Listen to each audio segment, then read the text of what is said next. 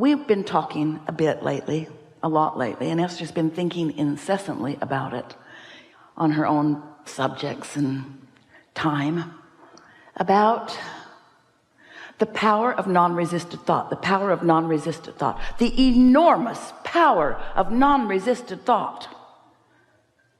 I want this, I want that, I would like to have that, but no power in that. And the reason that there's no power in it is because you killed the momentum right away. Oh, lovely, but I would really like to have that, but. So no momentum. So let's just say that power is momentum, and that momentum is power, and that power is non-resisted and momentum is non-resisted. So the more you allow a thought to flow without resisting it with the contradictory thought, then the more speed it picks up, the more energy it attracts, the more its bigness happens, the more its power happens, the more the force of it happens. Are you getting the sense of what we're talking about? So if you are thinking a thought about something you really, really want, that you've been a while wanting, and your conclusion is it hasn't come yet and is too slow in coming, then when you think about this thought, you think about it with such a mix of resistance that nothing changes. It just stays in its same relationship with you. You want it, but you want it, but you've got a push-pull going on with it. So no momentum ever happens, and no what feels and looks like magic to you and others ever happens, because you don't allow the momentum to allow it to happen. If you have a thought about something that you don't care that much about, you're not offering much resistance to it because you're not thinking about it that much, but you're not really encouraging the momentum of it either, because you're not focused upon it. But this is the thing that we want you to hear. Even though you're hardly even thinking about it, the fact that you're not offering resistant thought means it's gaining momentum. So things you sort of kind of care about or sort of kind of want that you don't offer very much resistance to, they get bigger and bigger and bigger and bigger. The momentum comes and they keep presenting themselves to you in different ways, and then they get big enough that you see them. We love you so much, and then when you see them, what do? But then you offer the resistant thought, because you believe in the but. You believe in the objectivity. You don't want to look like a crazy dreamer. You don't want to look like someone who doesn't face reality. And we want you to be someone who is fine with us if you face reality. We just wish you'd be a better selective sifter about which parts of reality you face. We don't want you to make stuff up. We don't want you to irritate people by saying things that are absolutely opposite of what they are. But we also want you to speak more about what you desire. So we'll talk about that as we are moving forward here today. How can you manage the energy of your own thoughts? How can you allow more momentum to flow? How can you allow enough momentum of what you desire to flow that your contradictory beliefs don't have enough power to really slow them down that much? If you're at the top of the hill, this is a perfect place for this analogy. Esther was knocked over the first time she saw the San Francisco hills. She couldn't believe anybody was really driving on them. And so we said, Esther, imagine that you're at the top of the hill and you want to give yourself a lesson in gravity and inertia. So you just get behind your car, take it out of gear, take the parking brake off, and push it just a little bit. And when it's just on this level ground at the top of the hill, you'll be able to push it. You'll be able to nudge it. You'll be able to push it right over the crest of that hill. So Esther thought about what that would be like. And she realized that because of the laws of the universe, because of the laws in place about gravity and inertia, that car would get rolling fast enough that no resistance that she could then offer could stop it. Oh, if she's at the top of the hill and it's just barely beginning to roll, she could step out in front of it and it bumps up against her because not much momentum is moving yet. Yes, so she could stop it with her own body. It would hardly hurt at all. But if she waits until that vehicle is at the bottom of the hill, she's standing down there at the bay. Oh, here it comes, here it comes, here it comes. No problem, I'll stop it. Here it comes, here it comes, here it comes, here it comes. She's not going to stop that, is she? The momentum of it is going to take her over. So we want you to contemplate your power of non-resisted thought. We want you to stand at the top of the hill and let your thoughts roll in ways that are non-resisted. Now you do that about a lot of things. You do that about the things you already believe. If you want something and you believe it, then you've got non-resisted thought. That's why you keep living it. Whether you want it or not, if you believe it, there's thought that is in motion that is not being resisted by you. When you really want something and you're not in the way of it, then it's manifesting all over the place, isn't it? But we want you to find a way, and you can do it here today if you want to play with us in this way. We want you to find a way that you can believe what your manifestations or evidence have not yet proved to you. We want you to believe in your extreme ability to attract wealth and prosperity into your experience. We want you to believe in solid relationships that feel good all day, every day. We want you to believe in a physical body that feels good, that's vital and alive and regenerating. We want you to believe in the things that feel good to you. We want you to believe in the things that you want, not just the things that you've already got. You don't even, we love you so much, you don't even do a good job of believing in what other people have received. You just make stuff up. Well, they got it because look at that wonderful life that that person is living, but they inherited it. Lazy. They struggled not one bit.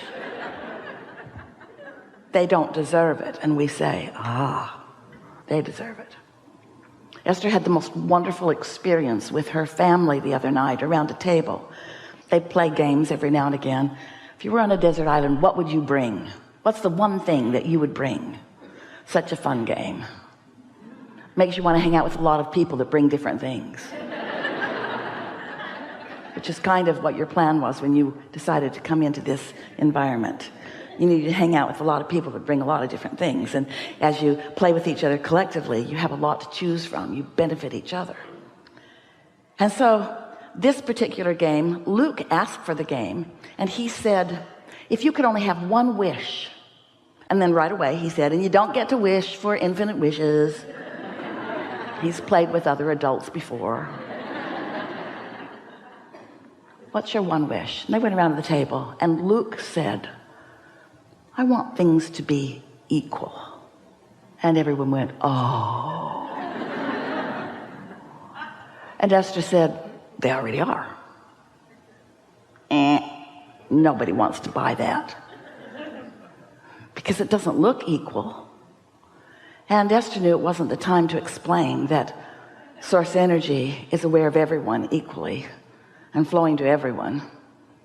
And that the abundance is raining down, and that the factor is the letting it in factor, the believing factor, the allowing factor.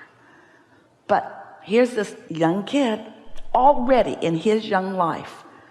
He's decided that things aren't equal because he sees people having different results. And so his assumption is it's in the offering factor. If things aren't equal, then there must be something wrong with whoever is dishing out the stuff.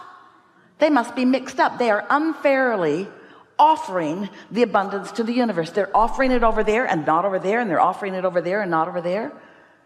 Because some people are sick and some people are well and some people are happy and some people are sad and some people are prosperous and some people aren't. In other words, there's all kinds of injustice that this very young person is witnessing as he looks around the world, and his logical conclusion is it's not equal. It's not equal because the manifestations are so varied. It is not equal. And Esther wanted to have 100 hours that she could just sit and softly explain the equality of the law of attraction. the fairness of it, the offering of it to everyone. And Esther knows that it doesn't seem equal if you're in an environment where people are optimistic, and so you just pick that habit up, as compared to somebody who's in an environment where people are very pessimistic and you pick that up. Esther gets it, that different people are having different exposure to life, but she wants so much for everyone to understand that there is this power of the universe that is available to everyone. And it's a power that, as you pay attention to how you feel, you can feel your in this moment allowance and utilization of it, or you can feel your pinching offiness of it. You can feel it.